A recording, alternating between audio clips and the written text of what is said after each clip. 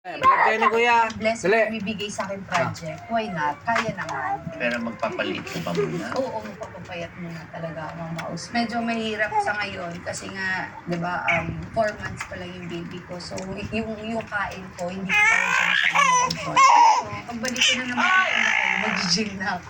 Sabi ko, bilis na naman ako kumayat kasi gusto ko. Kasi grabe yung diet. Hindi ko once a day.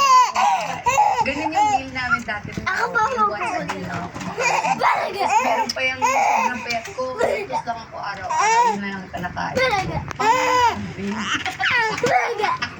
Kaya pag ako Inelis may decision. Gusto mo talaga nangyayari kasi gusto mo. ang yes. ginagawa mo. Oo. Pag gusto ko talaga gagawa at gagawa ko. Your message to